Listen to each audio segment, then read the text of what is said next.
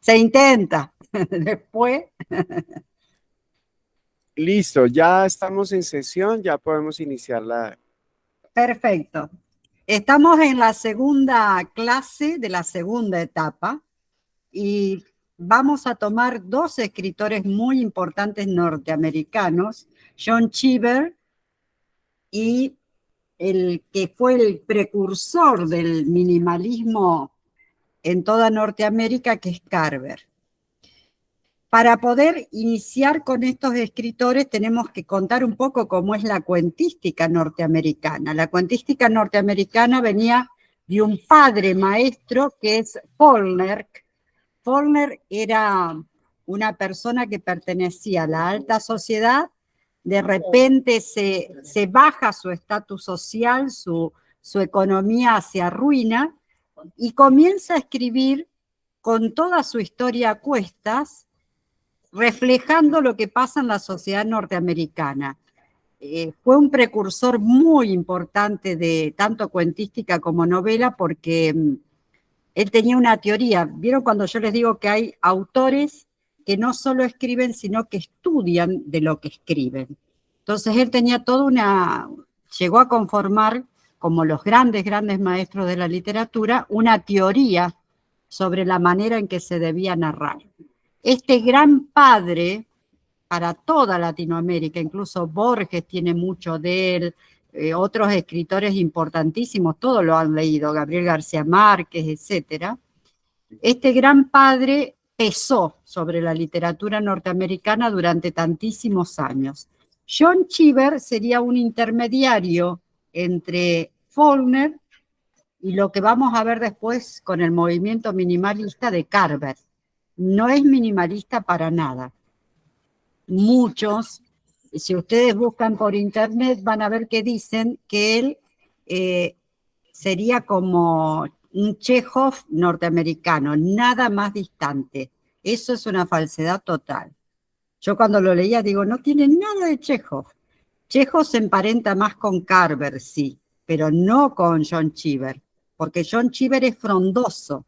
Su escritura es tradicionalista, es de una manera creando climas, ya empieza la creación de clima más que de grandes historias.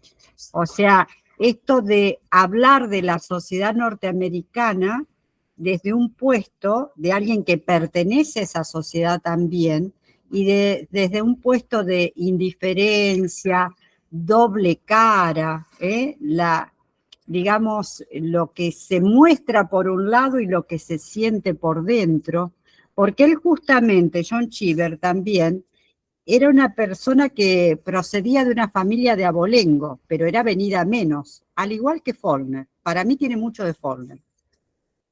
Es un periodista, en algún momento llegó a vivir de artículos que trabajaba en el New Yorker, o sea, un periódico de la zona, y la verdad que todo el tiempo puede transmitir esa tensión que hay en las familias de clase media, digamos, adineradas, donde se promueve hacer una cosa y sentir otra.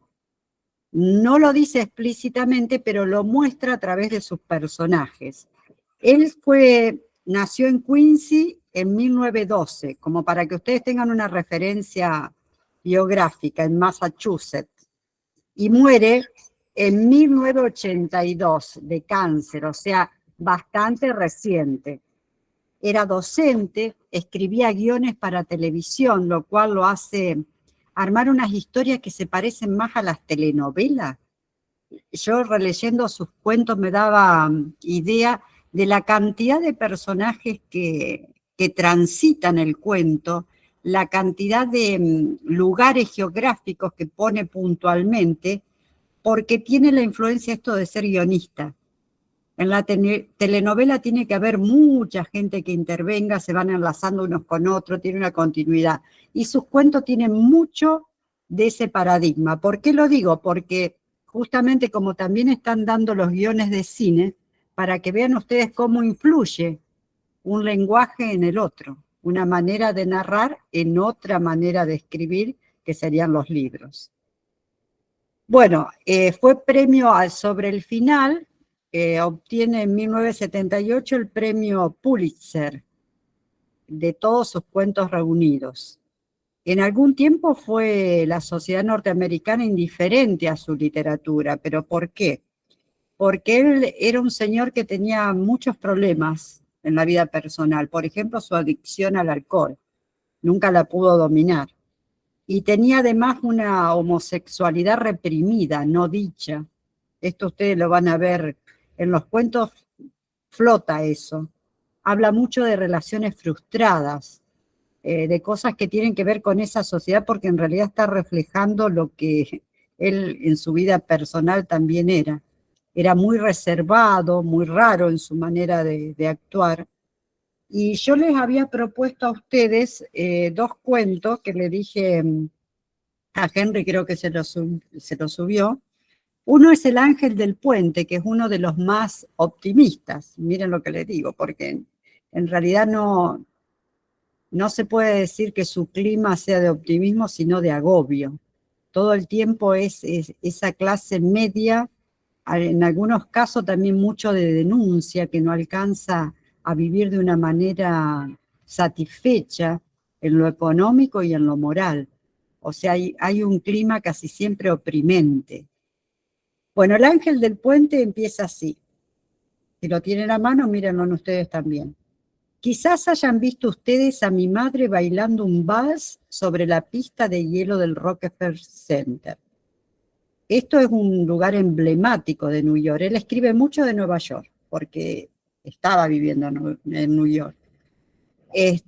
Miren cómo empiezan. ¿Se acuerdan cuando yo les decía de los buenos inicios? Quizás, con una dubitativa, nada afirmativo de entrada. Hayan visto ustedes, nos está interpelando como lectores, nos incluye. A mi madre bailando un vals sobre la pista de hielo del Rockefeller Center. Se pronuncia Center, bueno, pero lo vamos a pronunciar tal cual se escribe. ¿Qué quiere decir con esto? Ya me pone una intriga. Y mire con lo que sigue. Tiene ahora 78 años, pero es delgada y vigorosa. Y lleva un traje de terciopelo rojo con falda corta. El recorte, que les digo yo, no dice todo de la madre. Podría haber dicho cómo era el cabello, cómo se paraba, etcétera, etcétera, que les digo yo, los escritores neófitos empiezan o empezamos por esta historia de ponerlo todo, a lo Balzac. Esto mire cómo la describe, con dos adjetivos, delgada y vigorosa. Y después dice, lleva un traje de terciopelo rojo con falda corta. Una señora de 78 años llevando un traje de terciopelo con falda corta es un poco casi denunciante. ¿Está? También usa medias de color carne, gafas, una cinta encarnada para sujetarse el pelo blanco y baila el vals con uno de los empleados de la pista de patinaje. No sé por qué me desconcierta tanto que baile el vals patinando sobre hielo, repetición, vuelve a repetir para que no nos olvidemos que está viendo a la madre sobre ese patinaje de hielo, pero lo cierto es que así es. Siempre que está en mi mano procuro no acercarme a esa zona durante los meses de invierno y nunca como en los restaurantes que hay junto a la pista. Una vez, cuando cruzaba por allí, un desconocido me cogió del brazo y señalando a mi madre dijo, mira esa vieja loca. Fue una situación muy embarazosa, pero él no la defiende, él no hace nada. O sea, acepta lo que le está diciendo la sociedad sobre esa mujer mayor patinando sobre el hielo. Desde el inicio me pone ya en qué tipo de clima va a haber dentro de este cuento. O sea, si bien no va a ser una historia ni dramática, ni muy descollante, ni con una anécdota sorpresiva, ni cosa por el estilo, pero me atrapa porque me está hablando de una señora mayor que se atreve a patinar sobre hielo en un lugar muy público de New York, muy emblemático, y que de entrada me dice que él se avergüenza. no lo pone así. Un escritor que no sabe pondría, porque me da vergüenza, no como ahí porque me da vergüenza verla patinar. No, pone en boca de otro lo que él siente. Mira esa vieja loca, porque le parecería a lo mejor demasiado pesado si un hijo dice eso de la madre. ¿Se entiende? Todas las técnicas que está usando en un corto párrafo, por eso esos cuentos son buenos, porque está poniendo en boca de otros personajes lo que está sintiendo el personaje principal. Tengo que hacer todo un desvío mental, porque si él no la defiende es porque está pensando lo mismo y porque siente vergüenza de esto.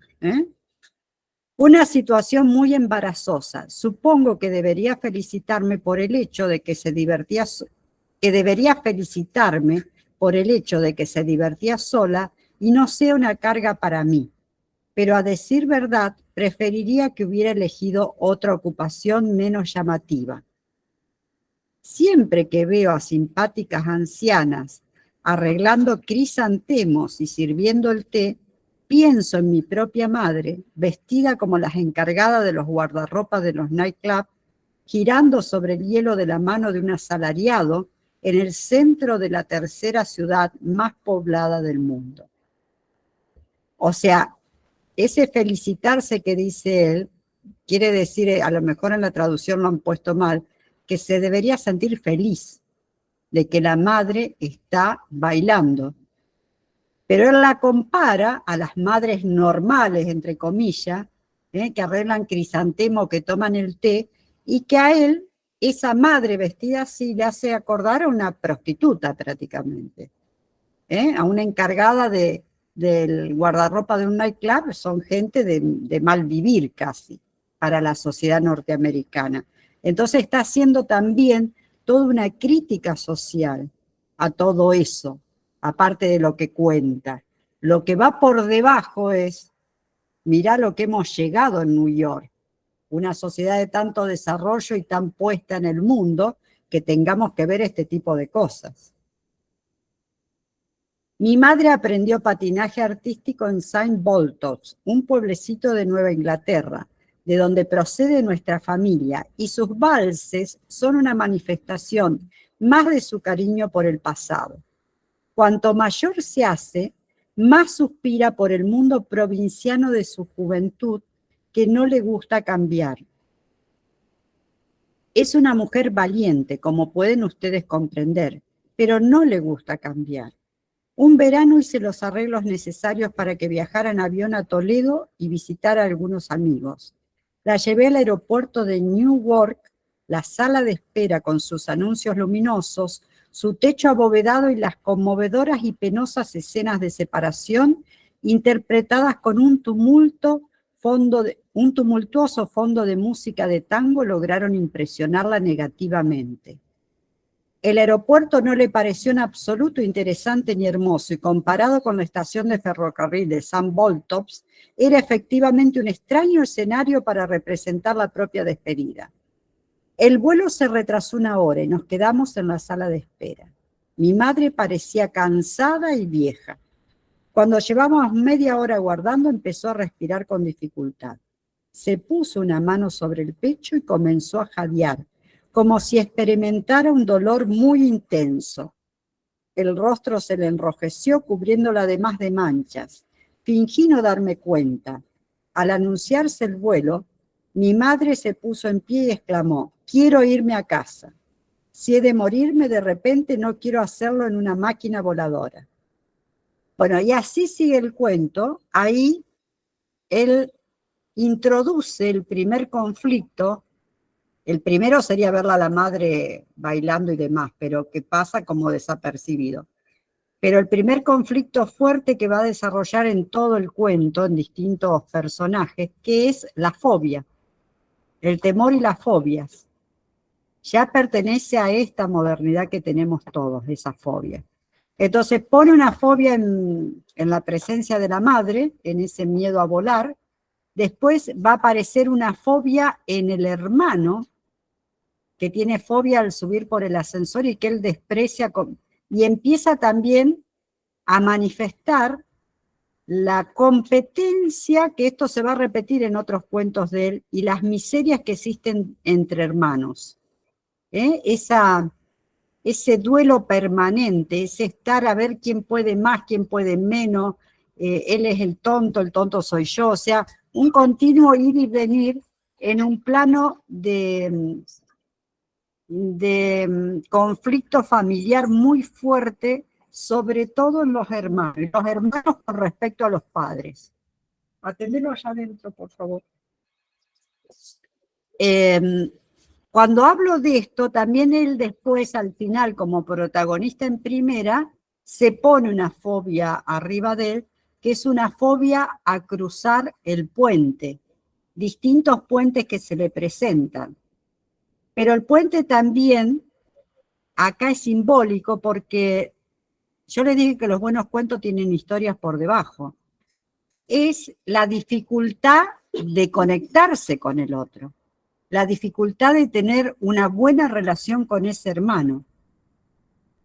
Y bueno, el ángel del puente lleva el título así, después lo van a leer ustedes más tranquilos, porque alguien, una persona muy sencilla, le pide que la suba al auto, que la alcance a un lugar, y gracias a esa chica muy joven, muy inocente, él logra vencer, por lo menos en ese momento, ese tipo de fobia.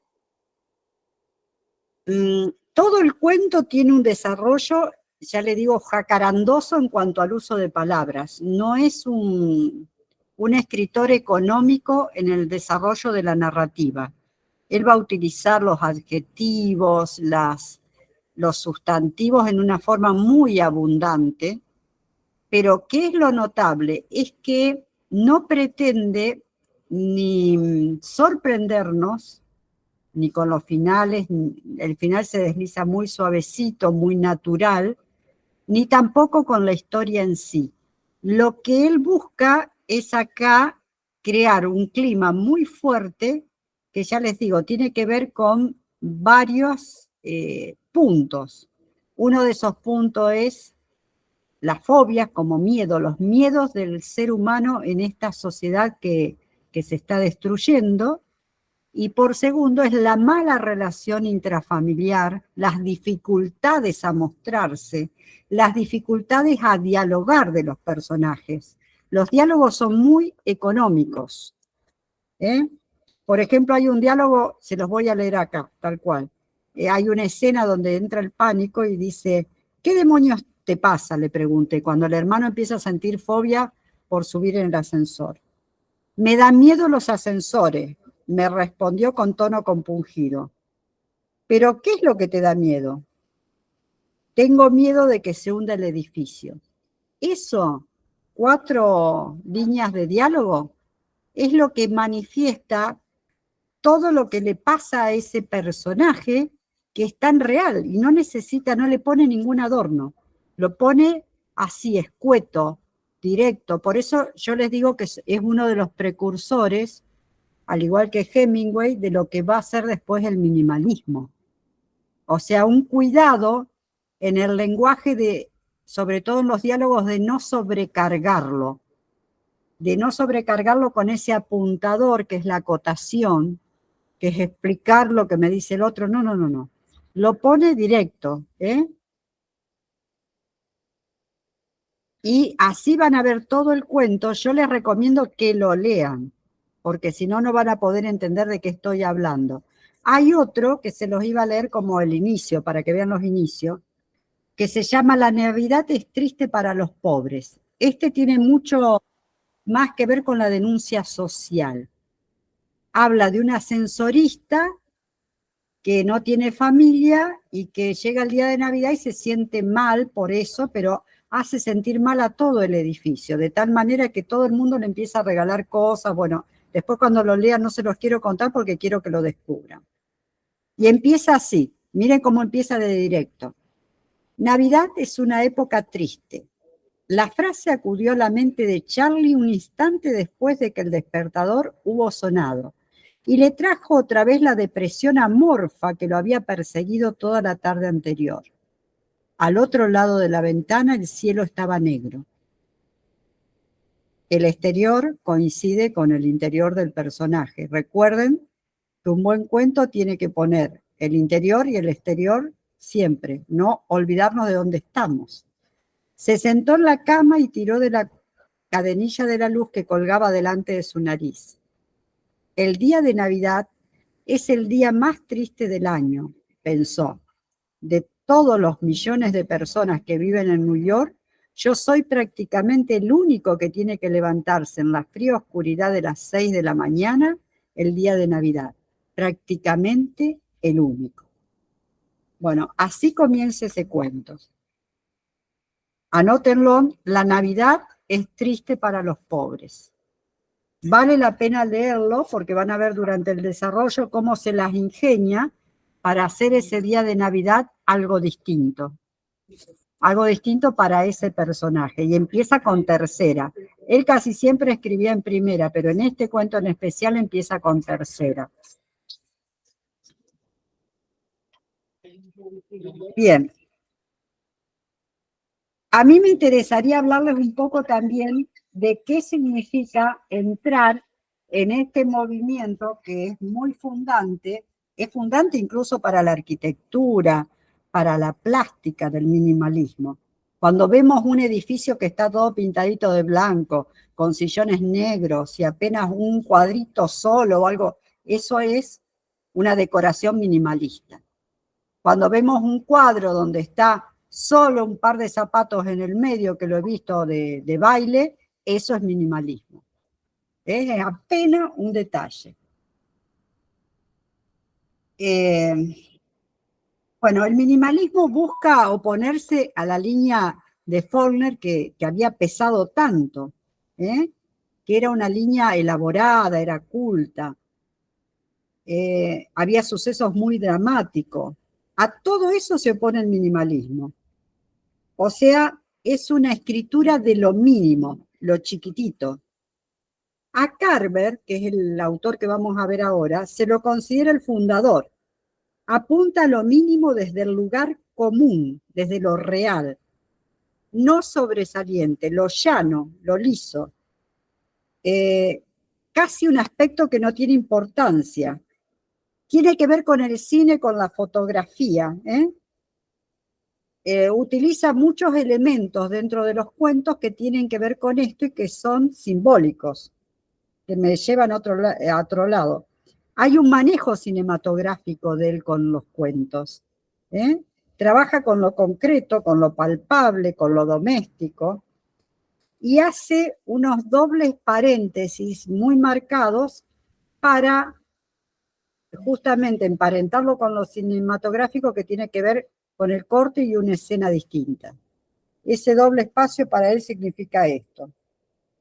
Ahora les voy a leer algo más.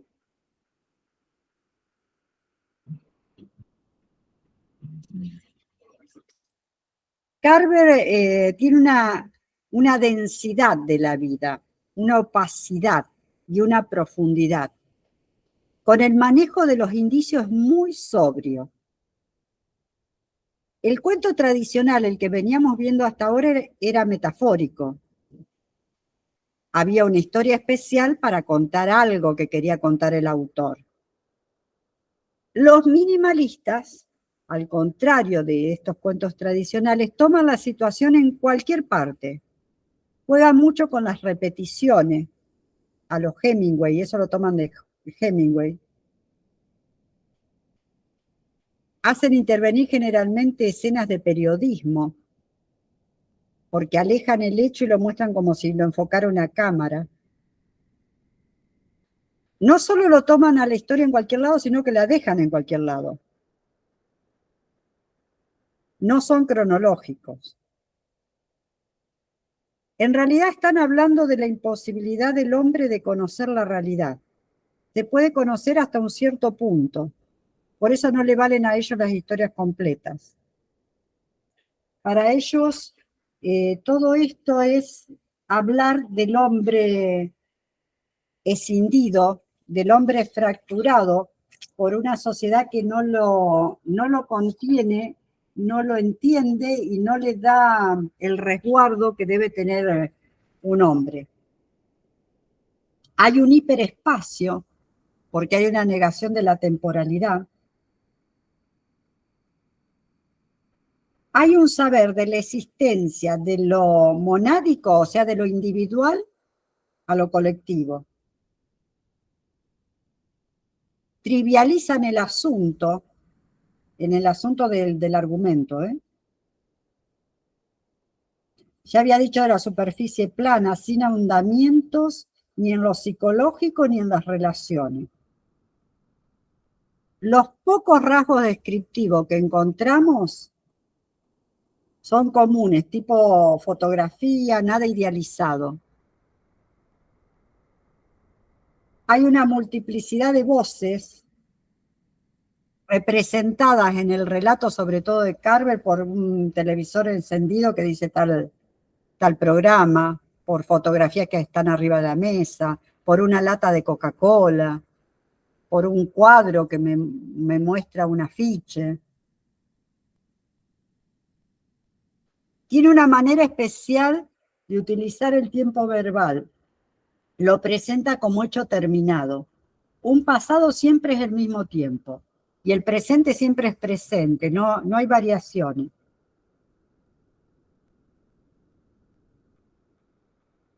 Desconecta los hechos de todos los demás hechos, sean del pasado de ese personaje o del entorno. Y siempre lo presenta, les vuelvo a repetir, como un hecho acabado. El hombre posmoderno, este hombre contemporáneo, ya no está representando a un sujeto, a una sociedad burguesa, como lo hacía Faulkner, porque era la sociedad de su tiempo. Digamos, sale de ese yo para pasar a ser un yo colectivo, pero anodino, un yo gris, un yo, ¿cómo les diré? Como si fueran autistas, casi sin sentir sentimientos. Todo es presente, presente. No puede acceder al futuro desde ese presente, porque es un futuro como negado. Es vivir el hoy por el hoy. Si ustedes se ponen a pensar, es lo que vemos en los adolescentes. Los adolescentes no están con el mandato como estábamos nosotros de tener el techo propio, un trabajo estable. Dicen, hay que vivir. ¿Qué significa ese hay que vivir?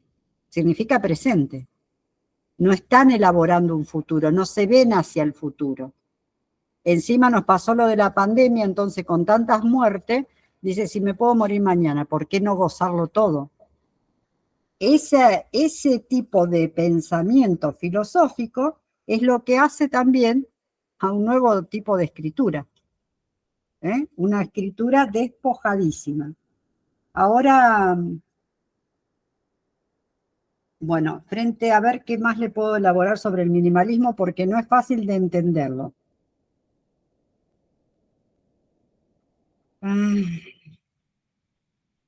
Los minimalistas en realidad son una evolución del mundo beats, la literatura beats. ¿Se acuerdan de los años 60, todo paz y amor? Cuando se dieron cuenta que eso no existía, que eso no había dado resultado, trabajan más hacia adelante y más el despojo, y hay la cinematografía la traspasa. Por eso trabajan con lo concreto, con lo palpable.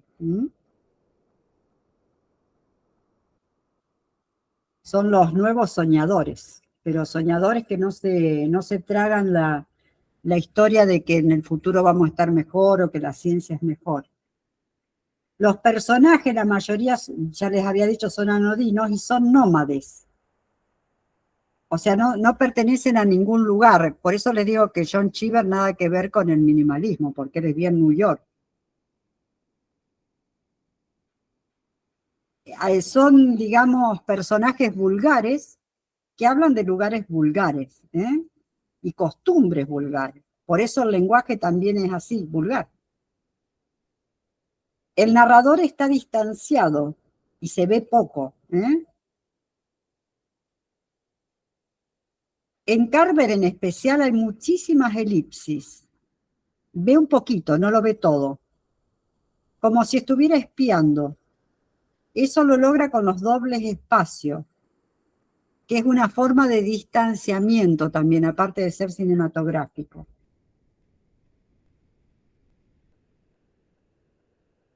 En Carver no hay más que personajes urbanos, él pertenece a la ciudad y de eso habla. Lo que él quiere mostrar es un grupo social determinado de ese grupo urbano,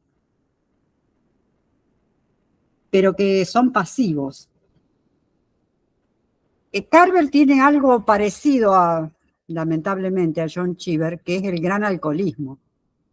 Carver también fue un alcohólico irredento. Fue muy alcohólico, incluso drogas y demás. Cheever también, pero bueno, de otra manera, con otros tiempos. Ahora les voy a leer un pedacito de un cuento de él para que ustedes tengan el tono. A ver si lo tengo acá a mano. Se llama Sueños. Mi mujer tiene la costumbre de contarme todo lo que sueña. Cuando se despierta le llevo el café y el zumo y me siento en una silla al lado de la cama mientras se espabila y se aparta los cabellos del rostro. Tiene la expresión de quien acaba de despedazarse, pero en su mirada también se aprecia que viene de muy lejos. A ver, le digo. Qué raro, contesta ella. He tenido un sueño entero y la mitad de otro. He soñado que era un chico y que iba a pescar con mi hermana y su amiga, pero estaba borracho, figúrate, ¿no es el colmo? Tenía que llevarlas en el coche, pero no había forma de encontrar las llaves. Luego, cuando las he encontrado, el coche no arrancaba. De buenas a primera estábamos pescando en el lago en una barca, se acercaba una tormenta, pero no podía poner en marcha el motor. Mi hermana y su amiga no paraban de reírse, pero yo tenía miedo. En eso me he despertado. ¿No es raro? ¿Qué te parece? Escríbelo, le dije, encogiéndome de hombros. No tenía otra cosa que decirle. Yo no sueño. Hace años que no sueño nada. O a lo mejor sí, pero cuando me despierto no me acuerdo de nada.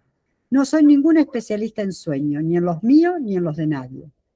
Una vez Dottie me contó que poco antes de casarnos se pasó la noche ladrando en sueños. Al despertarse vio a su perrito, Bingo, sentado a los pies de la cama y mirándola de manera extraña.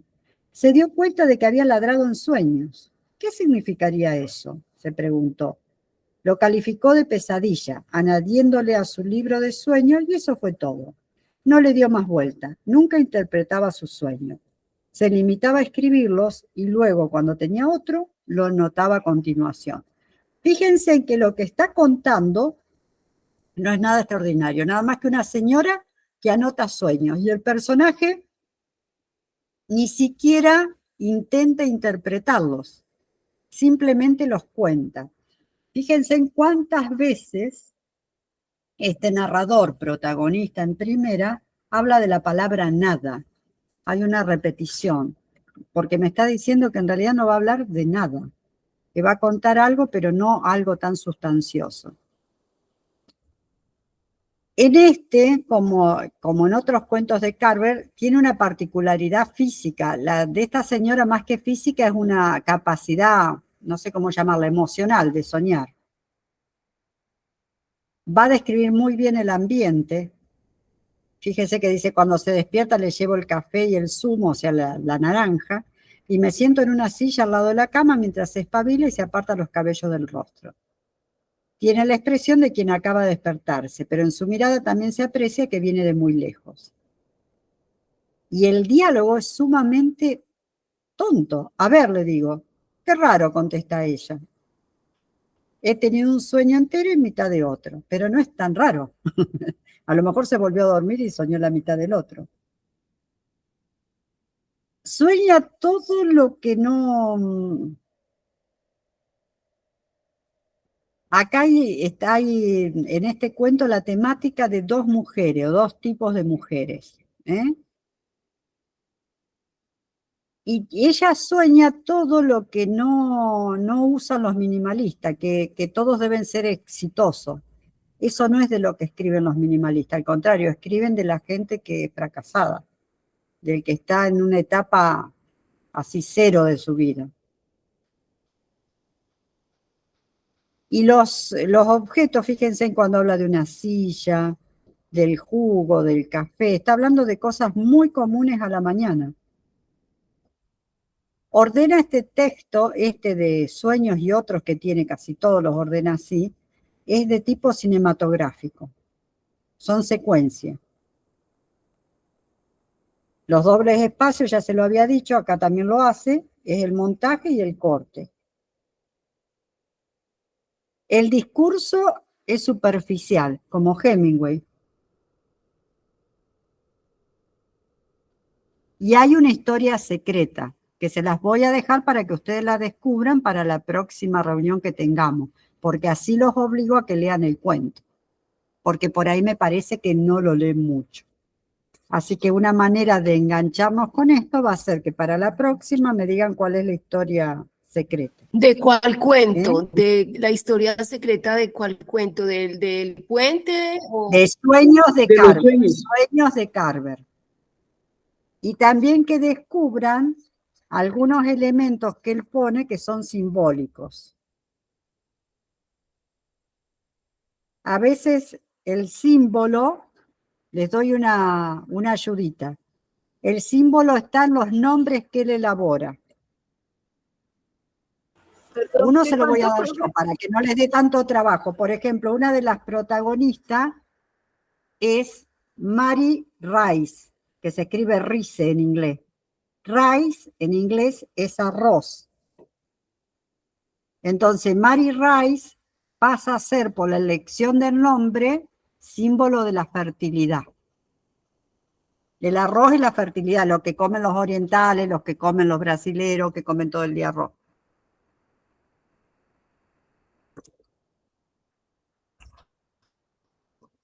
Bien, quiero que vean ustedes en qué ambiente, para la próxima, en qué ambiente se desarrolló este cuento. Quiero que vean si hay cosas simbólicas y quiero que descubran la segunda historia. Para que lo puedan leer a conciencia. Yo soy una maestra muy pum pum, porque si no lo leen de principio, lo leen al final. Era mi manera de conseguir con mis alumnos adolescentes que hicieran el trabajo. Bien, ahora les voy a contar de un reportaje que tiene Carver, que es muy largo, se llama La escritura de un cuento. Según Carver, les voy a contar algunas pautas que él utiliza para los cuentos. Dice Carver, tengo clavado... Perdone, ¿cómo se llama el reportaje? Que no le entendí. Se llama La escritura de un cuento. Gracias. Tengo clavada en mi pared una ficha de 3x5 en la que escribí un tema tomado de un relato de Chekhov. Algún día vamos a ver Chekhov, que es muy interesante. La frase decía así, y súbitamente todo empezó a aclarársele. ¿Por qué tiene esta frase de Chekhov? Porque a veces uno se empantana con los cuentos, la novela, y aparece súbitamente la llavecita que me permite seguir. Por eso la tiene clavada, dice así. Y súbitamente todo empezó a aclarársele. Después, más adelante, el escritor no necesita de juegos ni de trucos para hacer sentir cosas a sus lectores. Aún a riesgo de parecer trivial, el escritor debe evitar el bostezo, el espanto de los lectores. Esto que yo le decía que hay que atraparlo desde los inicios, y tener en tensión ese cuento hasta el final. Miren lo que habla de la experimentación a pesar de que él ha experimentado todo. Muy a menudo la experimentación no es más que un pretexto para la falta de imaginación, para la vacuidad absoluta. Muy a menudo no es más que una licencia que se toma el autor para alienar y maltratar incluso a sus lectores. Esa escritura con harta frecuencia nos despoja de cualquier noticia acerca del mundo. Se limita a describir una desierta tierra de nadie en la que pululan lagartos sobre algunas dunas, pero en la que no hay gente, una tierra sin habitar por algún ser humano reconocible. Un lugar que quizás solo resulte interesante para un puñado de especialísimos científicos. O sea, ¿qué está proponiendo? Que haya una historia dentro del cuento, a pesar de la técnica o de lo que vayamos a utilizar. Y acá otra cosa que me resultó interesante de esto, que tiene muchas páginas, ya les digo.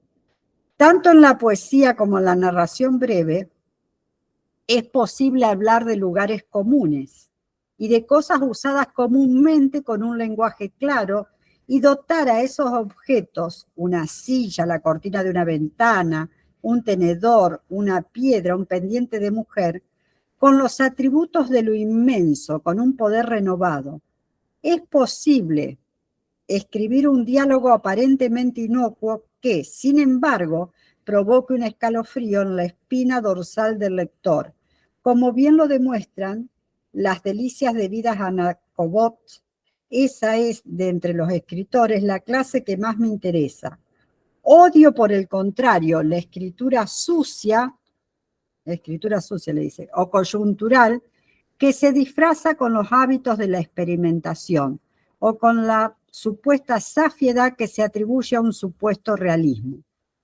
Bueno, y después habla de distintos escritores y de distintas, tiene muchísima lectura el de otros colegas. Miren, lo que dice yo sobre la primera frase, que esto testimonia lo que yo les vine dando a lo largo de las charlas. Sobre el final está puesto esto. Al fin tomé asiento y me puse a escribir una historia muy bonita, de la que su primera frase me dio la pauta a seguir. Durante días y más días, sin embargo, pensé mucho en esa frase. Él pasaba la aspiradora cuando sonó el teléfono. Sabía que la historia se encontraba allí. De esas palabras brotaba su esencia. Sentí hasta los huesos que a partir de ese comienzo podría crecer, hacerse el cuento, si le dedicaba el tiempo necesario. Y encontré ese tiempo un buen día a razón de 12 o 15 horas de trabajo. Después de la primera frase, de esa primera frase escrita una buena mañana, brotaron otras frases complementarias para complementarla. ¿Vieron cuando yo les digo que el primer renglón es el que me marca, incluso como lectora o como lector, me marca cuál va a ser el clima de ese cuento, cuál va a ser el tono, hacia dónde voy? Por eso yo les subí hoy un ejercicio que tiene mucho que ver con esto, donde hay 3 columnas. Hay 3 columnas. En la primera columna estaría el sujeto, en la segunda el complemento y en la tercera la consecuencia. No quiero que la tomen, Henry se lo subió, no quiero que tomen para hacer el ejercicio así lineal, sino que jueguen a hacer con flechas en forma diagonal, transversal. A un sujeto pónganle el complemento disparatado y les va a dar un tono. Eso les va a dar un tono. ¿Lo tienen ahí en los celulares? Lo deben tener en el WhatsApp, al ejercicio. ¿Lo tenemos a mano? Tienen primero, ¿nosotros lo habíamos impreso, Agustín? ¿El ejercicio está acá? Tienen primero, dice, un nombre, Juan, después tienen,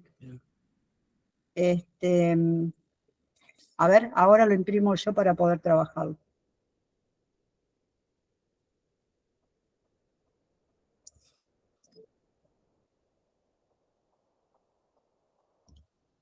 A ver. ¿Hazel lo tiene? ¿Lo tienen a mano? Porque es que Hazel es pilosa para eso. Ahí tenemos a un Pedro, perdón, no era Juan, era Pedro. No, Yolima, gracias por el halago, pero no sé si es que estará en la plataforma porque en el grupo no lo tenemos. En el Bueno. WhatsApp está. Si no lo va a subir... No lo subió este joven, Henry. Bueno, la propuesta de trabajo dice así: recrear una historia no más de una página, no necesitan escribirme 3 o 4 que después no alcanzo a corregir. Combinando una palabra o oración de cada una de las columnas, deben figurar las 3, o sea, tienen que tomar una de la primera columna, una de la segunda y una de la tercera. No lineal.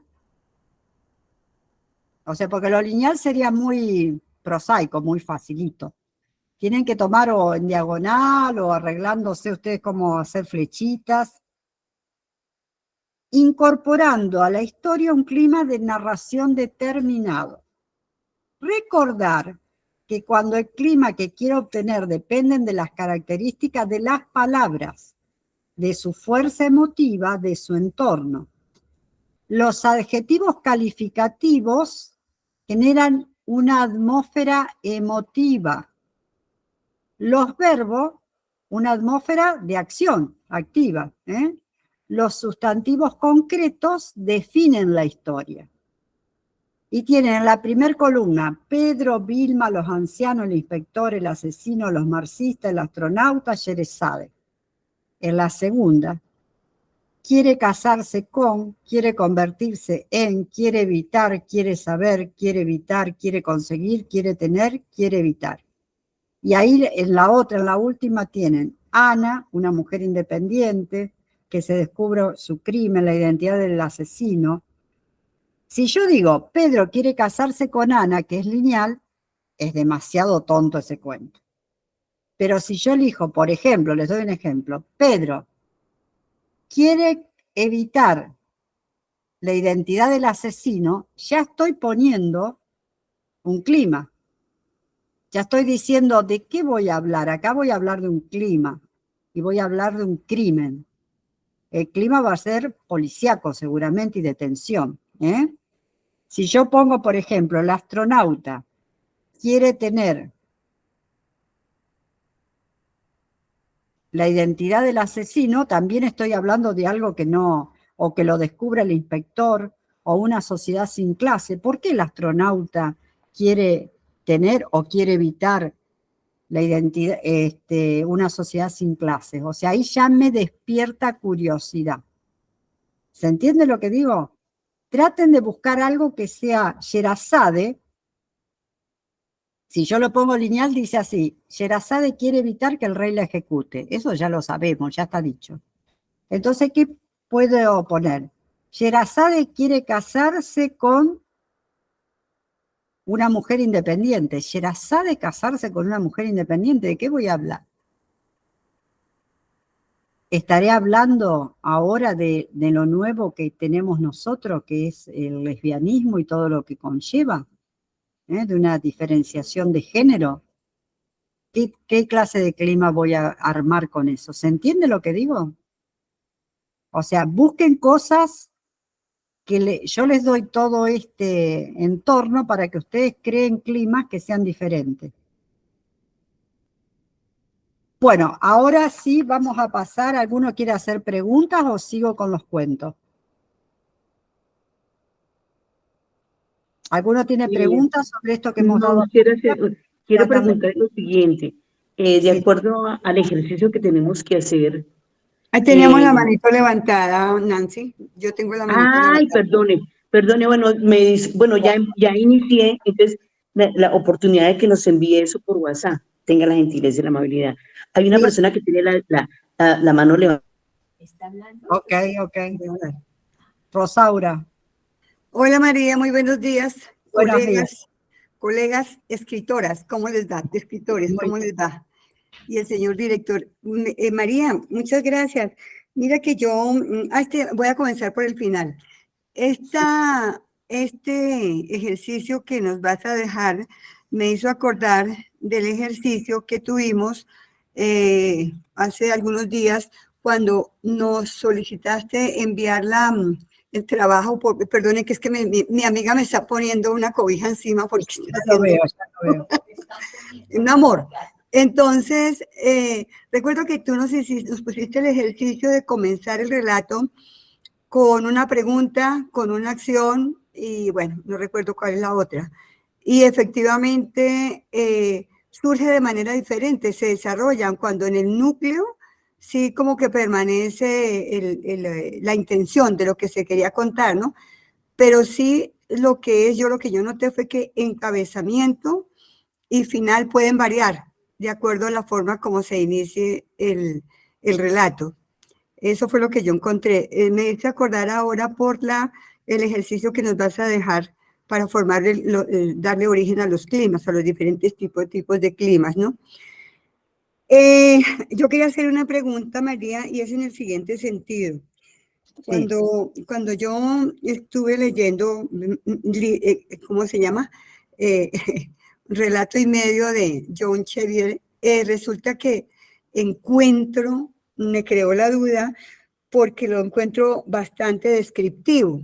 Y entonces me acordaba mucho de cuando nos pusiste también o trabajamos ese ejercicio sobre la descripción y la narración. Sí, es minimalista, sí, porque es como muy concreto en lo que va diciendo, ¿sí? Pero él no es minimalista, Cheever, ¿eh? Cheever no es minimalista. Es No. anterior a minimalista. Ok. Cheever está a caballo entre Hemingway y Carver, que sí, Carver es minimalista. Cheever es muy frondoso, por eso les dije que toda su influencia era de Faulkner, que es un escritor emblemático de Estados Unidos, que es muy frondoso. Es mucha palabra todo el tiempo para mostrar situaciones subjetivas, psicológicas, para mostrar cómo se desarrolla una sociedad. Cheever no es para nada, a pesar de que sus temáticas son nuevas, porque habla todo el tiempo de lo urbano, de New York, de las distintas problemáticas de una sociedad decadente. Lo que tiene Cheever es que muestra una sociedad que dice una cosa y hace otra, que simula. Bueno, entonces, norteamericana. Bueno, vale mucho pues la aclaración. Ahí me confundí. Lo que yo tenía en el fondo, lo que a mí me llamó la atención es la gran descripción que hace, ¿no? Sí. Entonces lo encontraba yo como que, bueno, ¿qué tan coherente es esto con lo que hemos venido conversando de que no ser descriptivo, ¿no? No confundir. Claro, pero él pertenece, por eso les digo, son como dos autores muy prestigiosos en Estados Unidos, fíjate que le dan un premio importantísimo, son dos escritores muy importantes, pero en lo personal, yo les digo, no los quiero influir esto cuando lo lean, a mí en lo personal no me gusta ese tipo de escritura, nosotros somos latinos, otro sistema, a mí me convence más un Rulfo, un Borges, un Cortázar, un Puig, pero ellos son escritores emblemáticos de Estados Unidos que han influido también en la escritura de Latinoamérica, por eso hay que conocerlos. Pero conocerlos no significa apropiarse de todo lo que hacen, significa mirarlos, por ejemplo, ¿qué tienen de, digamos, de meritorio? La manera descarnada con que describen su propia sociedad, a la cual ellos pertenecen, su ámbito social. Fíjate cuando empieza de Cheever, que yo les elegí ese cuento a propósito, que escribe sobre la madre para todos los escritores,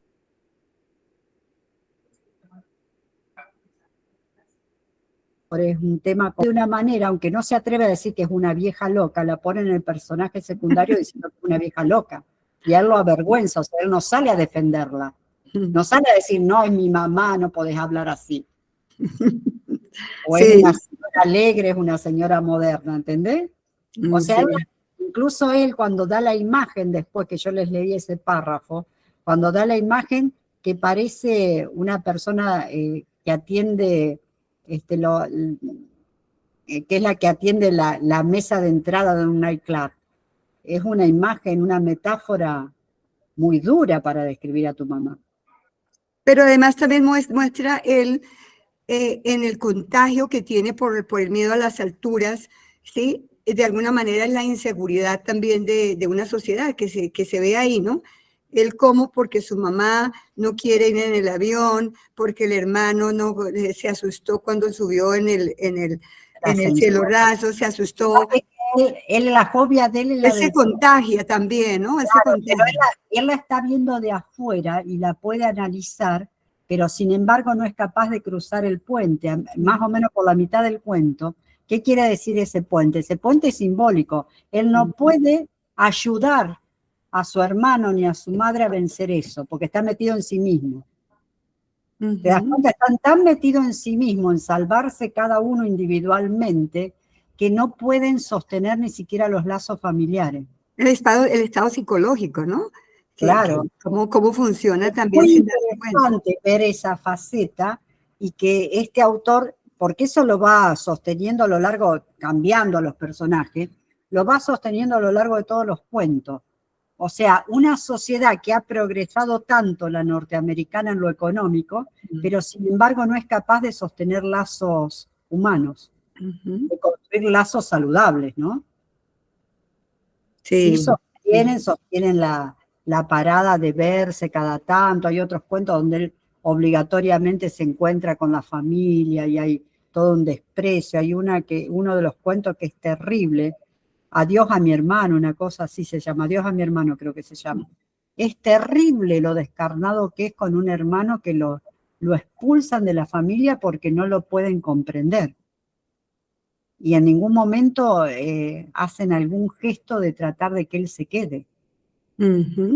O sea, sino por el contrario, al final él le pega un palazo en la cabeza, casi lo mata de la rabia, del rencor que contiene de toda la época.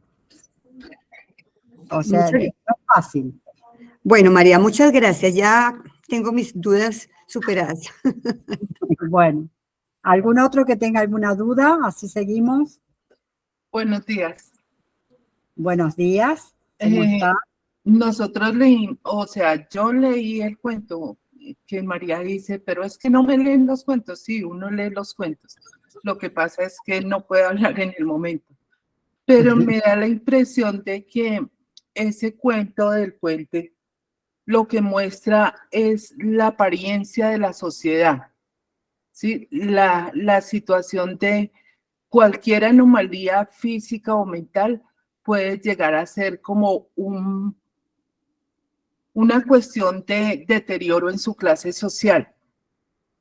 Me da la impresión de eso. Y es tanto que él se preocupa porque la familia no lo vea sudando ni lo vea nervioso, porque ellos tienen una forma de llevar la vida que pues es muy aparentadora. Hay un pedacito donde él escribe eso y bueno, me parece que esta es la cuestión de la sociedad, de las altas clases que quieren demostrar que son perfectos y los norteamericanos quieren ser perfectos. Pero no es solo las altas clases, Cristina, es la clase media la que está describiendo él, ¿eh? Los dos autores estos que yo tomé describen la clase media.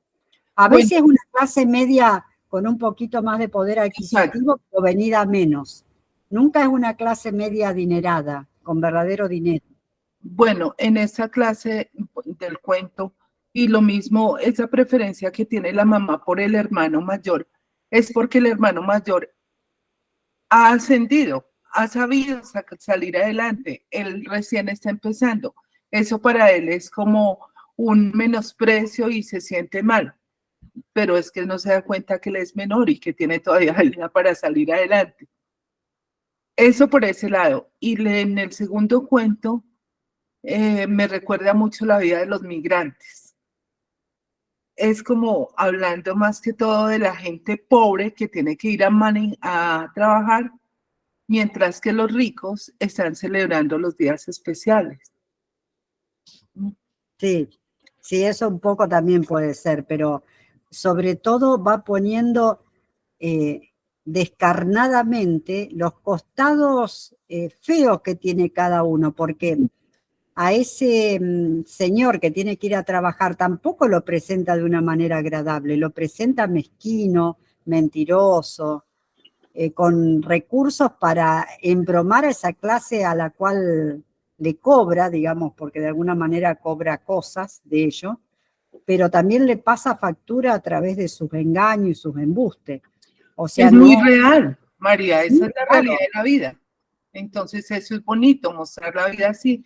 Y los dos cuentos, el primero por lo menos me parece, cuando empezó yo dije, no, Entonces ahorita se le va a caer un puente o se le va a caer el edificio o tal cosa y uno espera que pase algo tremendo y por eso uno se queda leyendo ahí.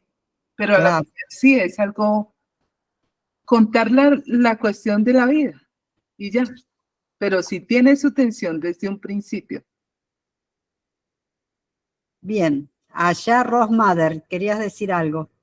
¿Qué tal? Hola, Buen día. buenos días a todos. Hola María, sí, yo concuerdo mucho con Cristina y me encanta mucho la imagen de los puentes que la maneja muy bien, prácticamente lo conozco desde la literatura de Cortázar, ¿no? Ese deseo de pasar, de conectar con el otro, de como vivir en los zapatos del otro para comprenderlo un poco mejor. Y aquí el cuento en sí mismo habla, yo siento que habla muy abiertamente de esta parte de las apariencias, por lo menos cuando él dice, o sea, no es solo con la familia, sino cuando dice, tengo muchos amigos, pero me da pena ir a pedirles, como a molestarlos a esta hora. O interesante la parte donde dice, podría llamar a mi mujer y decirle que se las ingeniara para venir a recogerme. Pero nuestras relaciones están tan basadas en el amor propio y en las apariencias que admitir abiertamente una cosa tan extraña quizás dañara gravemente nuestra felicidad conyugal. Como hasta muchas veces nos pasa eso con la persona que más debería conocernos porque compartimos una vida cotidiana es no, tengo que lucir bonito, perfecto, porque si no se daña esa cotidianidad. Entonces, ahí está resaltando muy claramente todo lo que viene de una apariencia que no es únicamente cuando salgo a la calle, sino cuando estoy también en mi propia casa. Entonces, es fuerte y bueno, ya otros pensamientos del cuento de Navidad, pero por ahora ahí le paso palabra a María, que también tiene la manito levantada. Gracias. Sí, María del Rosario. A ver, María del Pues Rosario. a mí me encantaron El los final. dos cuentos. Sí, hace una crítica social muy fuerte. Por ejemplo, como dice Cristina, que también puede ser la historia de muchos migrantes que llegan a una gran ciudad y viven en mucha soledad y solamente su día a día es de ir al trabajo, a la casa, de la parada del bus o del metro, salen a la puerta del trabajo y de la puerta del trabajo al metro y del metro a la puerta de la casa. Es una vida llena de soledad y todo, pues muchos piensan que porque otros se van para otro lugar van a tener mucho dinero, les va a llover el dinero. Hay mucha gente que trabaja, digámoslo, en España. Hablamos de España porque mucho colombiano viene a España o mucho latinoamericano, pero muchos no están enterados de todos los sufrimientos y las soledades que tienen que vivir. Pero aquí también se puede ver la soledad de los que tienen el dinero, de la infelicidad que se esconde detrás de esos lugares tan limpios, tan lujosos, tan bien iluminados. Detrás de todo eso también hay miserias. Y bueno, me gustó muchísimo leer estos cuentos y conocer los escritores porque yo no los conocía, nunca los había oído y bueno, es bueno descubrir y Yo saber creo que que son interesantes siempre para ver las técnicas con las cuales ellos construyen los cuentos. De cada uno se puede tomar técnicas diferentes. Yo necesito que ustedes lean más a Carver. Hay 3 rosas amarillas, es también un muy buen cuento de Carver, para que ustedes vean. En Carver quiero que busquen, en Cheever ya les pedí que buscaran determinadas cosas, y en Carver quiero que vean también cuando pone, entre las cosas que les pedí yo, eran lo simbólico y ¿qué más les había pedido? Y ¿saben qué? Quiero que miren los objetos que él introduce dentro de los cuentos, no solo en este que se llama Sueños, sino en otros cuentos, algunos objetos que él pone como si fueran objetos denunciantes del consumismo norteamericano. Como, no sé, una fotografía por ahí pone de Marilyn Monroe, una lata de Coca-Cola, cosas muy triviales, pero que me están diciendo otra cosa, que por debajo quieren manifestar otra cosa. Quiero que lo vean para que vean cómo los introduce. No sé si en este cuento hay alguno. Ahora me miro hacia el vuelo del pájaro y les digo. María, una última cosita, un momentito nomás. En este cuento del puente, uno se da cuenta de cómo ese Señor nos lleva a la solución del problema, y la solución del problema está en cuando esa apariencia, cuando esos nervios que tiene, lo soluciona con con lo que es menor que él, que es una muchacha que está echando dedo. Y eso que nos pareció una locura que no podíamos resolver, se resuelve de la forma más insignificante. Y es como la unión también de la sociedad. Pero fíjate, ¿por qué lo elegí yo? Porque el título del cuento, eso que parece trivial, que es al final que aparece, el ángel del puente, le da el título al cuento. Cuando un escritor de esta talla elige un título, no es en vano. ¿Qué te está diciendo?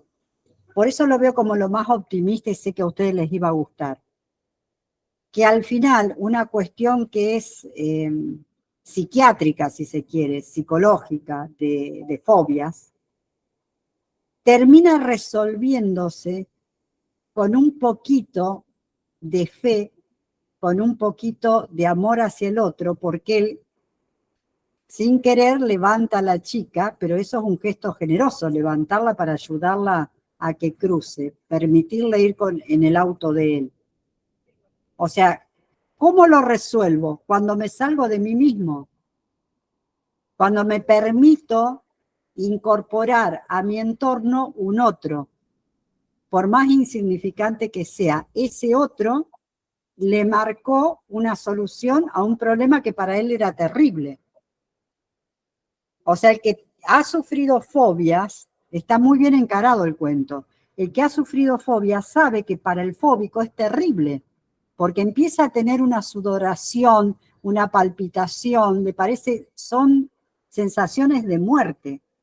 El fóbico más de una vez termina internado, porque llama al médico y le dice, tengo un ataque al corazón, me estoy muriendo.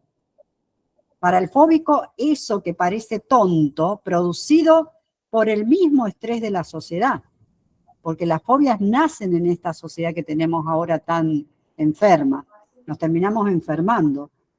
Entonces, ¿cuál es la segunda historia que va por debajo? La segunda historia nos está diciendo que cuando nos abrimos hacia un otro, cuando nos permitimos ese contacto con un otro, aunque sea inferior, aunque sea sencillo, aunque no tenga nada que ver con nosotros, y aunque sea por unos minutos, a veces es la llave de solución de nuestros problemas. Por eso el cuento, en el título, está la segunda historia, el ángel del puente. La segunda historia es más fuerte que la primera. Nosotros cuando terminamos de leer el cuento, como lectores comunes, es muy común que nos acordemos que hubo una chica que salvó a un fóbico, y no todo lo que él venía relatando de la madre, del hermano, ¿se entiende?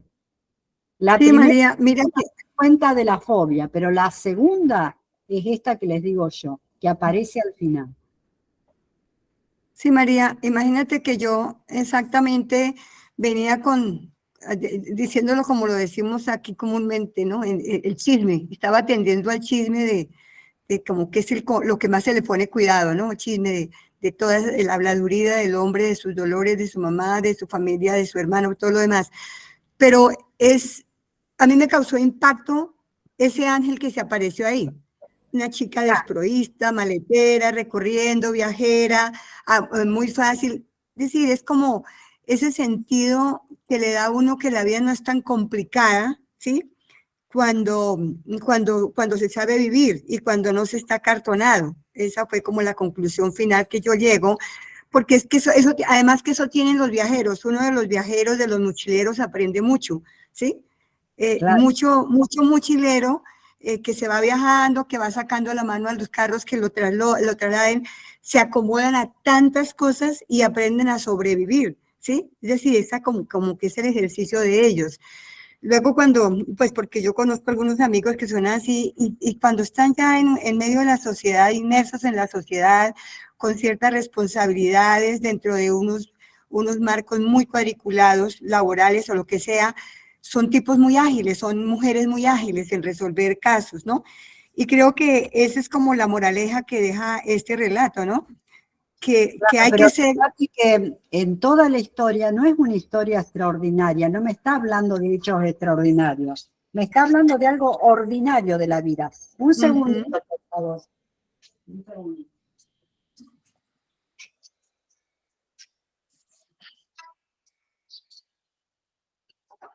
No puedo atender, estoy en una conferencia, llámeme después.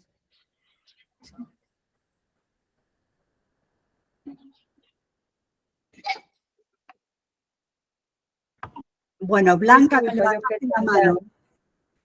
Disculpa, Nancy, sí. Mi nombre es Pilar Hernández, ¿cómo están? Es que venía de Fusagasugá, Bogotá, y hasta ahora me conecté pues hace un ratito.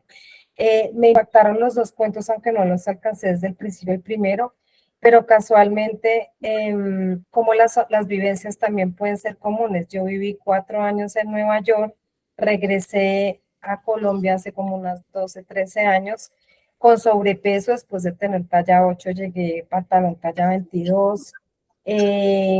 Conviví con una persona fuera de muy latino, pero era salvadoreño, y las costumbres, a pesar de que las costumbres, los pensamientos son totalmente distintos, y como el migrante se ubica dependiendo, así tú seas allá profesional, realmente no vale. Ay, perdón, es que estoy cocinando, preciso. Y son cosas precisamente como el diario vivir. Eso era lo que quería, como que ese cuento de Navidad, uno le da muy duro la Navidad. Uno normalmente está en modo ver las vitrinas, todo muy bonito, pero uno tiene que tasar mucho el dinero, y la gente dice, no, tú estás en modo natural, estás viviendo el sueño americano. Pero yo la verdad diría, ¿realmente es un sueño americano o una pesadilla americana? Muchas gracias. Bien. Ros, ¿me querías decir algo? Ah, bueno. Bueno, vamos a pasar entonces a seguir con esto, porque yo les dejo intervenir por si hay dudas, que me vino muy bien, por ejemplo, con Rosaura aclarar lo que era el minimalismo en comparación a Cheever, o sea, nada que ver uno con el otro, ¿no? Bueno, vamos a seguir con esto del minimalismo para ver si ustedes lo pueden incorporar en este ejercicio que van a hacer. El ejercicio donde yo les digo que vamos a crear un clima desde la primer oración. El minimalismo describe gestos, pero no acciones. Como es individualista, lo que busca en el personaje es el gesto. No van a encontrar descripción ni de objetos, ni de rostros, ni de escenario. O sea, los presenta simplemente, pero no los describe. Es absolutamente objetivo.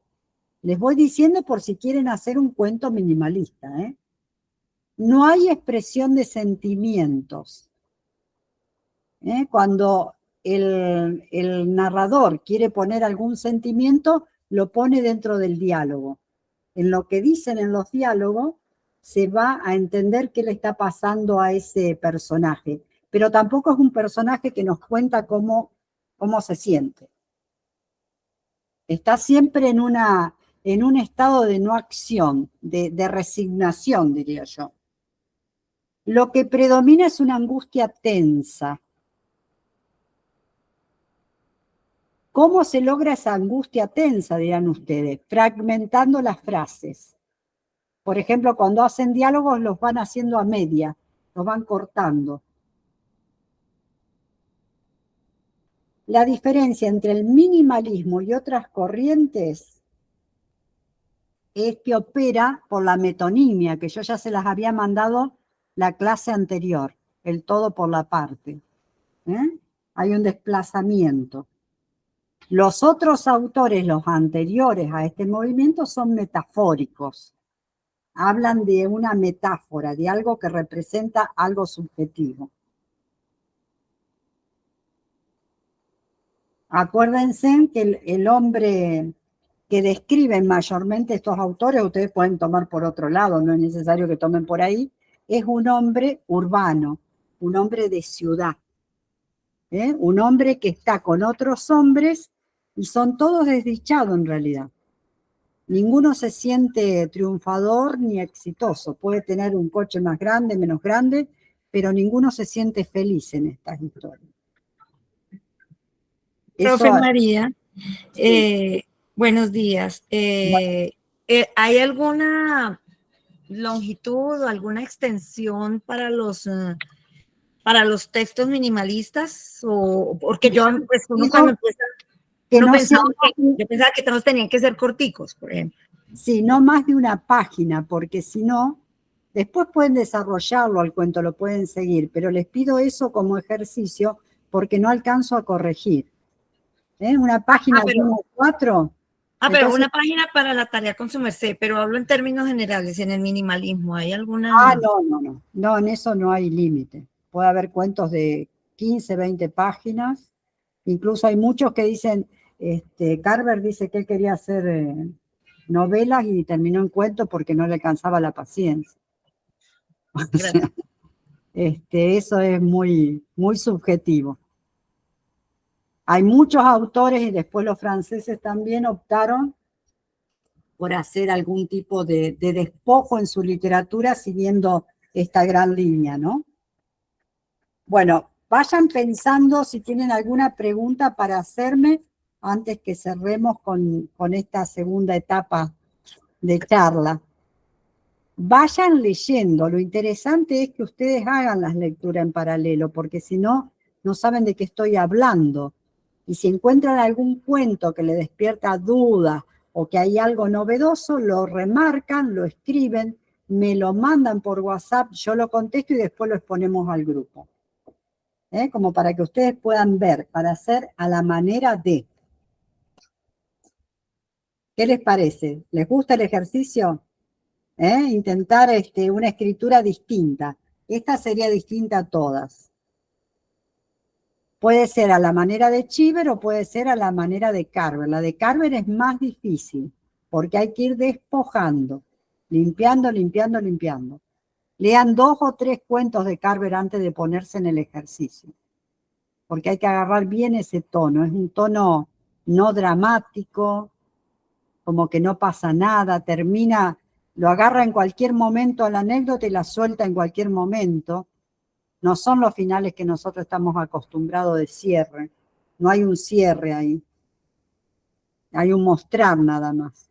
Como si una cámara se metiera dentro de una casa y muestra algo que pasa en el momento. Traten de buscarse 2 o 3 cuentos que les llamen la atención por el título. Pregúntense por qué puso ese título. Miren también el tratamiento de los títulos, lo que significa. Bueno, ¿alguna duda al resto? Lo de la metonimia lo tienen todos. Se lo imprimen eso de la metonimia. Lo de la metonimia es muy importante, saber utilizarla. Todos los escritores posmodernos usan la metonimia. Alba, me estás preguntando algo. No, el nombre completo de Carver. Ya te lo busco. Yo soy un desastre con los nombres. Creo que yo. Raymond Carver, creo que es. Raymond. Con Y, creo que. Raymond. Él tenía de esposa Tess Challenger, las que les gusta la poesía. A mí me encanta la poética de Tess Challenger. Era una gran poeta. Carver también escribía poesía, pero la poesía de Carver no me gusta, pero la de Tess sí. Tess con 2 S. María, una pregunta, yo no sé si sea ¿qué? Fuera del texto, pero bueno, la tenía aquí escrita, porque cuando usted estaba hablando sobre Carver, cómo él trataba sobre los personajes urbanos, los grupos sociales pasivos, quería preguntarle si, por ejemplo, la música de los jóvenes actuales, el reggaetón sería parte de eso. No, No, porque él cuida la forma y hay toda una elaboración.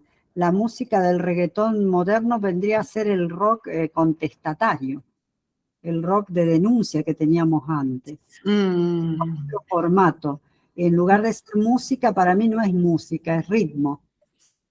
Es Sí, puro sí, ritmo. sí, el reggaetón es realmente, aun cuando hay algunas composiciones que hacen, por ejemplo, cuando van en los buses, les pongo cuidado, tienen de alguna manera cierto sentido, pero más es Es como, más popular. más bien son como ruegos lo que ellos hacen. Yo lo Sí, siento pero así. más que ruego es como una denuncia, como Ujú. contar de un lugar para poder decir acá estoy yo, para hacerse visible. Ujú. Que no, Inconformidad en la sociedad. y era lo que, ¿sabés con qué yo lo emparento? Con los payadores antiguos. ¿Los qué? Los payadores. Nosotros en Argentina teníamos gente que con la guitarra, los primeros gauchos, tocaban coplas. La copla española a esa medida, y se hacían uno con otro contrapunto, se contaban cosas. El reggaetón también eso, hacen contrapunto por ahí. Sí, así es. Entonces, Gracias. es más popular, digamos. Carver no es popular, ¿eh? Carver escribe sobre una sociedad media, pero eso no significa que es popular. No cualquiera accede a los cuentos de Carver, a que le gusten. Si no entiende de literatura, es como que lo deja muy insatisfecho ese tipo de cuentos. Bueno, a mí lo que menos me gusta del minimalismo es la arquitectura moderna, porque ponen a vivir a la gente en 16 metros cuadrados. Claro. Ese sí es el colmo, el nuevo tipo de vivienda, en serio. Pues aquí en Colombia se ve mucho eso, no sé cómo estarán en Argentina. Y en todas partes son modas que uno tiene que ver y dejar pasar porque a veces no es lo más adecuado para la calidad. Entonces la gente joven se anota en esas modas y nosotros que somos mayorcitos, la pasamos de largo. Tenemos la casita y el jardín. Claro. Alba, alguien más que me está levantando la mano. Alba. Alba. Es que la No, dejo. no. Lo que fue que dejé ahí la manito, pero no. Bueno, Yo muy creo bien. que lo que pasa con la música de los jóvenes es una forma de ellos llamar la atención y decir, algo está fallando y aquí estamos nosotros, párennos bolas. Eso es lo que pasa con ellos.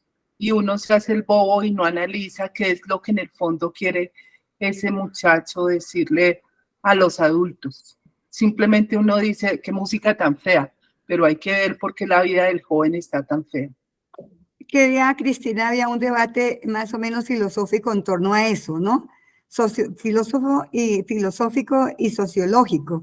Exactamente por eso, porque regularmente, pues a mí me llamó la atención, porque es que uno critica ese tipo de música, ¿no? Que con los calzones abajo, que no sé qué, pero claro que tiene un sentido frente a los sociales. Y como tú dices, yo también lo veo es como el reclamo, ¿cierto? Como el reclamo, porque hay que ver que también la sociedad actualmente es supremamente violenta. Y a los jóvenes, pues, de cierta manera se les ha limitado demasiadas cosas, ¿cierto? Tal vez por la misma premura del tiempo, fíjese que ese cuento que estamos analizando tiene que ver mucho con eso, ¿no? Tiene que ver mucho con eso, con lo que se encierra, lo que el poder encierra, ¿no? Entonces vivimos de las apariencias y dejamos esa parte de ese núcleo humano que exige la convivencia, exige el auxilio y el acompañamiento del otro. Entonces, eso que tú dices con lo de los chicos sí me parece.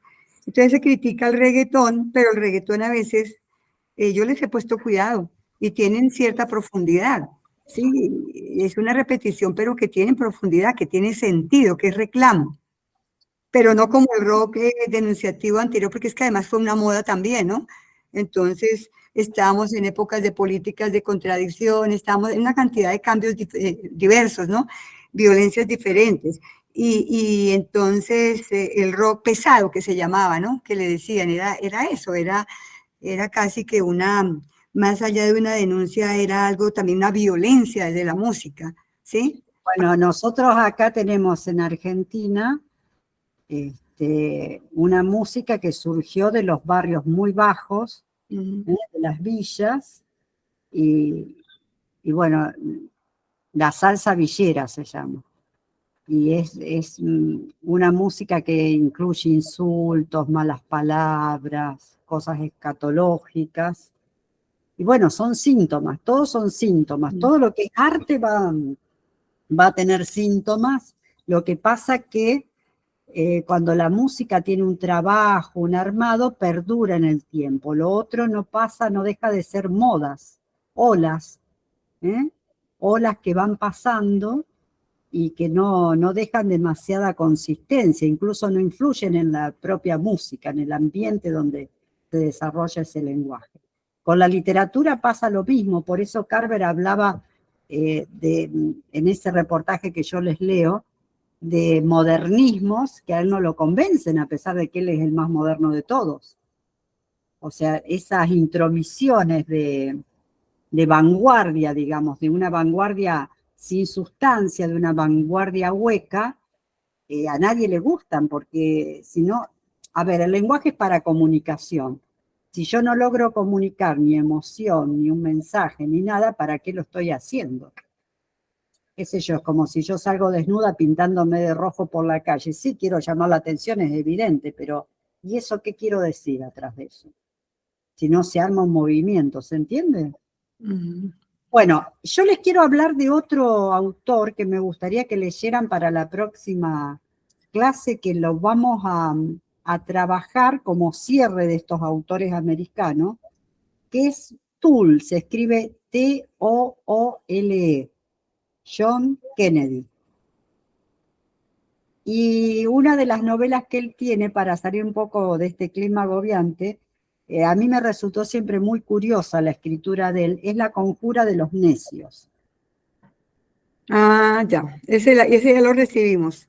Sí, bien. Este es de una trama clásica, digamos, ¿no? Pero en realidad lo que tiene adentro es una sátira. Y me interesa mucho que aprendamos también a utilizar el género satírico para, digamos, como denuncia. Me parece mucho más efectivo a veces que un escritor que escribe tan serio sobre una sociedad. Él cursó literatura inglesa y también tenía un doctorado en Columbia. Fue profesor universitario, poeta y novelista, pero encontró en la sátira y el humor un mecanismo ideal para criticar su época. También él hace una fuerte crítica. La sátira es un género que expresa indignación hacia alguien o algo con propósito moralizador, lúdico o meramente burlesco, o sea, burlarme de alguna. Se inspira en la poesía griega antigua.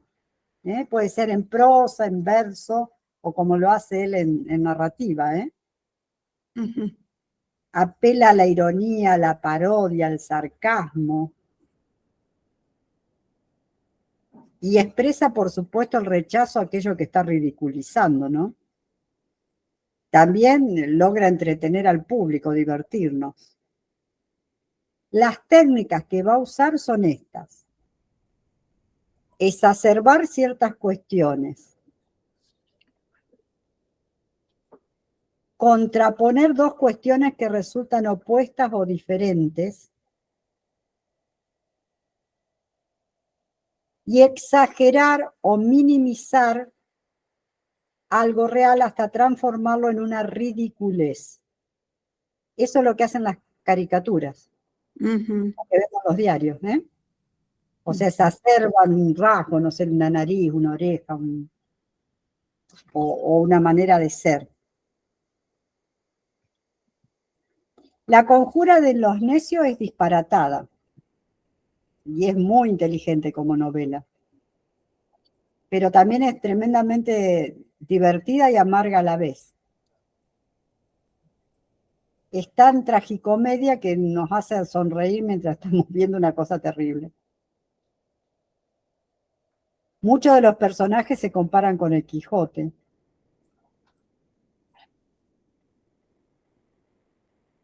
Las situaciones en New Orleans, que es la tierra de los negros, ¿no? El personaje es una persona de 30 y pocos años que vive en la casa de su madre y que lucha por lograr un mundo mejor desde el interior de una habitación.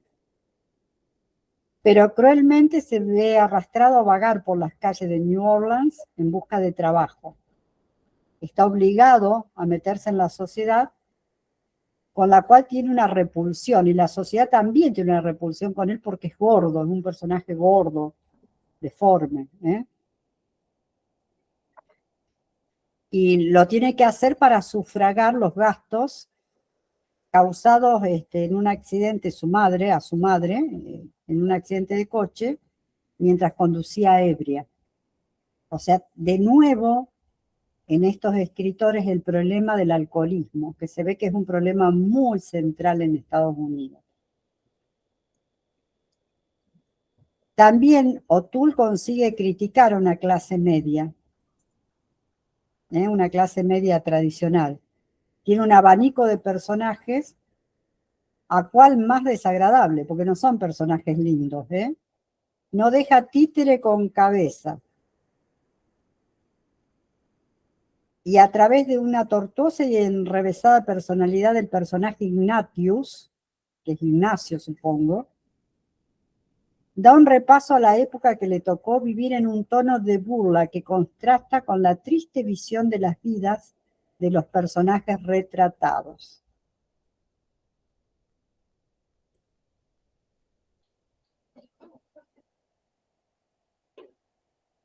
Él habla de que la rueda de la fortuna puede girar su rueda hacia abajo, no hacia arriba. Entonces nunca sabe cuál es la desagradable sorpresa que le trae el destino. Es una mirada, digamos, pesimista. Es tan pesimista que termina suicidándose muy joven, ¿no? A él las novelas se las rechazaban todas. Nunca le aceptaron publicar una novela en vida. Consigue publicarla a la madre cuando él está muerto, que se ve que tenían una relación muy cercana como el personaje insistiendo en las diversas editoriales para que se la publicaran, casi obligando. Y fue una novela que fue un boom enseguida.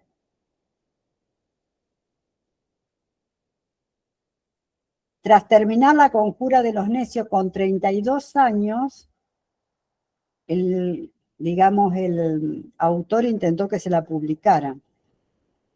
Y eso le provocó, como nadie se la aceptaba, eso lo llevó al suicidio. No hagan eso. No importa que no nos publiquen. ¿Qué va a hacer? Se lo pierden ellos. Fue premio Pulitzer también esta novela.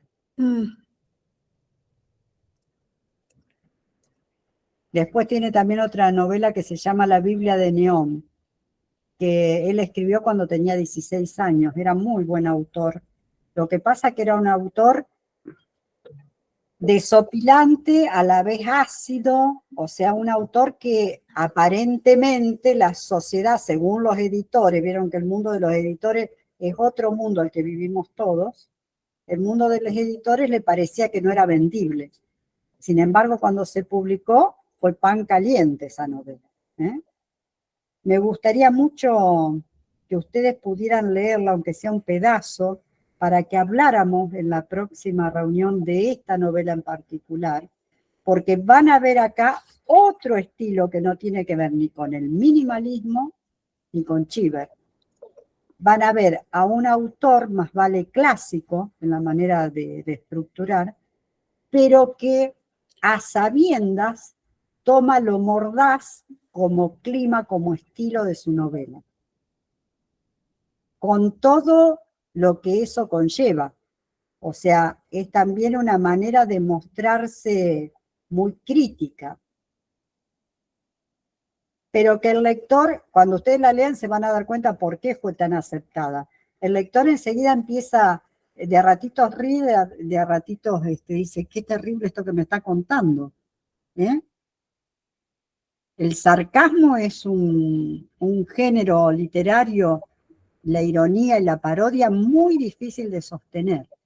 Él lo sostiene a lo largo de toda la novela. Parodiar a alguien quiere decir no mostrarlo tal cual es, sino ponerle algunos conceptos, algunas no virtudes y hacerlo funcionar dentro de las novelas. Las parodias han sido muy utilizadas por nuestros escritores. ¿Está? La mayoría de los personajes de García Márquez son parodias, no son personajes reales. Lo lleva con una exageración hacia la parodia, ¿eh? No es persona.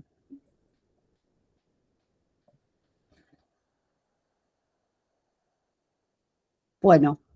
Perdóneme, María, falta una de las características de esa novela, el sarcasmo, la parodia, y nombraste una tercera. La ironía. La ironía. La ironía. Cuando estoy diciendo algo y por debajo quiero decir otra cosa. La ironía también, utilizada en las novelas, es una herramienta muy eficaz de llevar adelante la historia. Cuando estoy queriendo decir qué amable que era, me miraba embobada y a lo mejor no tiene nada de amable. Estoy siendo irónico en eso que estoy diciendo. Y después me doy cuenta por cómo habla la tipa o cómo la describo. No tengo que decir que estoy utilizando ironía, el lector la va a ir descubriendo a medida que yo voy utilizando esa ironía.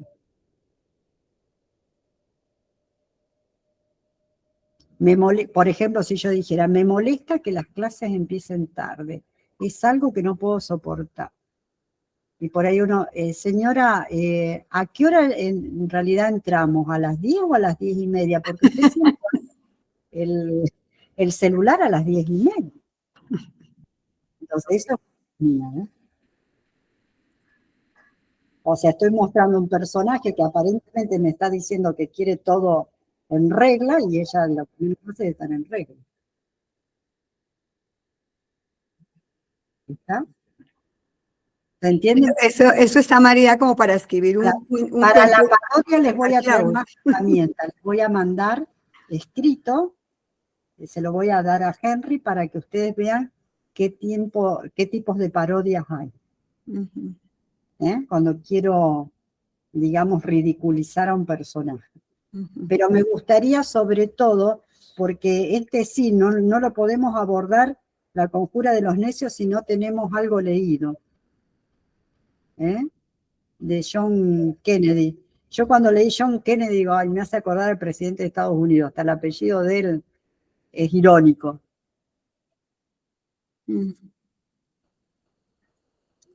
Por eso les digo que les traje 3 autores emblemáticos, pero muy diferentes unos de otros. Ustedes me dirán, lo que les queda la duda, yo sé, cuando terminamos a veces de hablar es, ¿y cuál es válido? No, ninguno es totalmente válido ni ninguno es totalmente inválido. Es decir, de cada uno tenemos que aprender algo, tenemos que tomar lo que sea empático con nosotros e incorporarlo a nuestras narrativas. Yo decidí esta segunda parte, en lugar de hablar de técnicas en frío, hablar de cuentos y de novelas, incorporarnos nosotros eso que está escribiendo, ver cómo se funciona, cómo se desarrolla, para poder ver si me gusta o no me gusta. Tampoco me puedo poner a hacer cuentos minimalistas, por ejemplo, sería mi caso, cuando yo no simpatizo con el minimalismo. O sea, simplemente lo veo, tomo algunos rasgos, como esto de poner en el escenario a funcionar algunas cosas que tienen que ver con el consumismo, como una manera de lenguaje, pero no incorporo todo. Cada uno incorpora lo que quiere. De Hemingway tomé los diálogos, el tipo como arma los cuentos tampoco me gustan. Él pone a funcionar la escena sin avisar, pone una escena a funcionar y todo se desarrolla a través de los diálogos. Tampoco me cierra del todo. A mí me gusta que me cuenten una historia. Yo en eso soy muy infantil. Como me gusta eso, yo en mis cuentos cuento una historia. Pero cada uno después elige Está muy de moda no contar ninguna historia. A lo Carver, entrar y salir y dejarla donde uno quiere. Eso está muy consagrado. Pero ya les repito, cada uno tiene una manera de incorporar cosas y actitudes. Lo interesante es que nosotros sepamos desmenuzar a estos escritores, encontrarle las técnicas y después apropiarnos de lo que nos sirve. Es como si tuviéramos un galpón que tenemos que hacer un auto y tenemos que armar la caja de herramientas. El auto es grande, nos da miedo, que si nunca me metí en esto, ¿cómo voy a armar un auto? Pero a medida que me van enseñando cosas, yo voy incorporando en mi caja lo que yo quiero. Quiero ponerle un motor así, quiero poner, no sé, un sistema de electricidad de tal manera, para eso tendré que ir a buscar tal cosita. O sea, debemos saber conocer para poder incorporar. No todo lo que leamos nos va a resultar bueno para nosotros o útil, en el sentido utilitario de trabajo. Bien, ¿alguna duda sobre estos autores que tengan? Más que nada tienen que leerlos ahora. María, me encantó que tú dijeras, exacto, esto que acabas, esta última parte me fascina, porque cuando tú dices, este autor no me gusta por esto o me gusta por esto porque es que de alguna manera nosotros en condición, o yo, digo yo, perdónenme ustedes por incluirlos ahí, uno siempre se queda con la duda de el maestro o el coordinador de taller, bueno, y a veces yo termino preguntando, bueno, ¿y cuál es el que a usted le gusta, sí? ¿Y por qué le gusta? Entonces creo que has hecho, María, un anticipo a seguramente a una pregunta que más adelante te haría al respecto. Sí, porque es que además nos estás dando los cabos exactamente de qué no te gusta, por qué no te gusta. Entonces, a mí me parece genial eso, ¿sí? Porque eso es un complementario para mí en el caso de que intente escribir cuentos, por ejemplo, cualquier otro tipo de narrativa, porque al fin también creo que hay novelas que también son irónicas y tienen esos componentes todo el tiempo. Esto que damos para los cuentos se traslada a la novela tranquilamente. Todas las técnicas y las herramientas son trasladables a la novela. La novela es un trabajo de más largo aliento que no tiene la misma tensión del cuento. En la novela puede haber párrafos que decaigan, que sean más serenos. En el cuento lo tengo que tener atrapado al lector desde que empieza hasta que termine. De alguna manera no me tiene que soltar el cuento, porque el lector del cuento, ¿saben a quién se parece? Al zapping del televisor. ¿Vieron que cuando tenemos el control remoto hacemos zapping todo el tiempo? Bueno, el lector de cuento es eso. No es alguien que se queda tranquilo. Si yo no lo entusiasmo con el cuento de entrada, me va a soltar el cuento. Y es válido, porque el lector de cuento es un lector de tiempo corto, que le interesa leer en cortito y ya, y dame otra cosa. Dame otro tema, pasen a otra cosa. Ahora yo en junio voy a editar, si Dios quiere, para la Feria del Libro de Madrid, un libro de cuentos. Cuando lo tenga ya editado y todo, seguramente por Amazon lo van a poder bajar. Mi editorial es española, para que vean, incluso lo que yo elegí, son cuentos de varios años.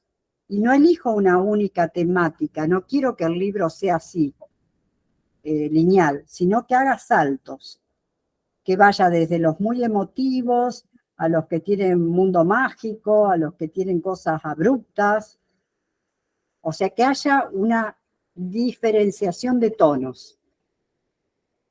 Todo tu trabajo publicado está en la página de Amazon.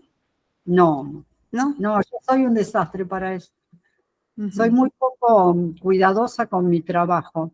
Tengo que empezar. Pero como me gusta saltar de una cosa a otra, me aburro con facilidad y me gustan los desafíos. No le tengo paciencia a todo lo que es tecnológico, y eso es un defecto en un escritor de esta época. Pero es muy ¿Dónde se encuentran tus reseñas de tus obras para poder leer y saber qué? En YouTube hay bastante, hay cosas colgadas. En Amazon fueron las 2 últimas novelas, que hay una editorial que es de Panamá que la vende por ahí. que es Te buscaré un amante, que el protagonista es Gabriel García Márquez, y Tánger en los ojos de Grisi, que es la última novela que yo hice, que tiene que ver con el mundo árabe. El protagonista es un protagonista real, un artista plástico que murió y que la esposa me autorizó a escribir su historia. Está novelada, por supuesto. Entonces es la mirada de un árabe, digamos, como personaje, de ella como personaje representando a toda la cultura europea, y hay un comentador que representaría nuestra cultura sudamericana, latina. Entonces es como tres mundos que se tocan ahí. Pero bueno, Es que es para descubrir tu estilo, para descubrir tu estilo. Hay promoción, pero es un defecto mío. Es la manera de ser también que tenemos cada uno. Vieron que uno por ahí se cruza con escritores que la tarjeta de presentación, ay, yo escribo maravilloso, todo lo que dice fantástico, y yo no tengo esa postura. Yo siempre creo que lo bueno está por venir, que tal vez algún día alcance a hacer una novela buena. Entonces siempre me parece que me falta, y en este sentir que me falta es que voy tratando de mejorar, como están haciendo ustedes con el taller. Siempre falta algo, y ahí está el desafío de la escritura, que es una escalera que jamás llega a ningún lado. Es subir la escalera nada más, por el hecho de subir, pero no llegamos a ninguna parte. Entonces, siempre tengo ese desafío, y es lo que me apasiona del acto de escribir. Que uno, cuanto más leyó autores, ahora ustedes cuanto más se interiorizan con autores, más saben que no saben. Hay tanto bueno escrito que uno más se da cuenta que no sabe, que nos falta un montón. Entonces en eso está el desafío de llegar a ser escritor. Escritor de verdad. Así que bueno, les queda tarea de mucha lectura, necesito que lean para saber de qué estamos hablando, para poder hacer después los ejercicios.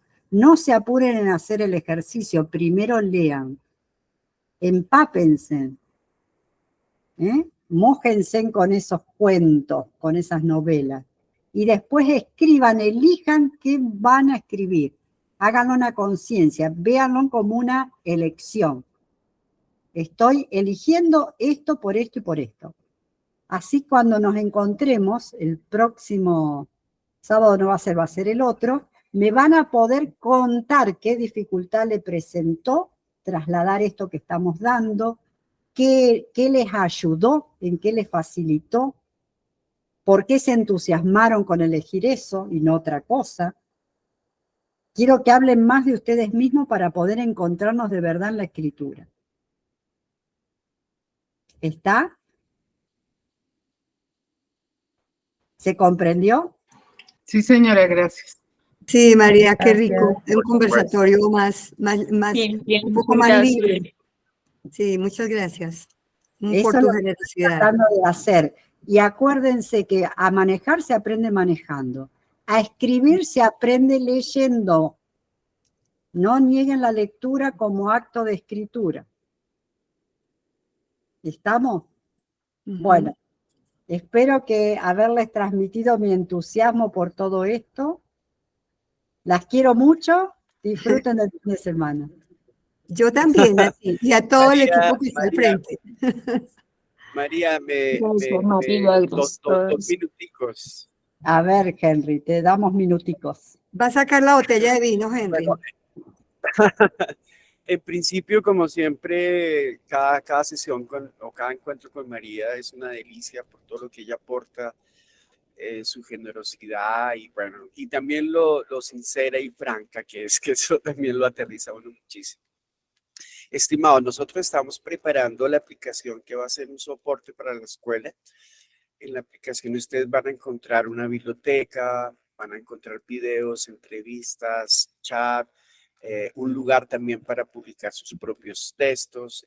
La aplicación va a ser de mucha utilidad para nosotros. Creamos unas encuestas precisamente con el objetivo de sondear sus intereses mirar qué podemos incorporar en la aplicación. Entonces, por favor, para que las conteste, nos ayuden a rotar la encuesta, eso nos ayuda muchísimo. Lo otro, perdón que no encienda la cámara, mi cámara está muy mala, entonces me da vergüenza aprenderla. Ya dentro de poco vamos a solucionar ese problema. Nosotros estamos preparando también la publicación de lo que va a ser la memoria de la escuela para mostrarla en el marco del festival.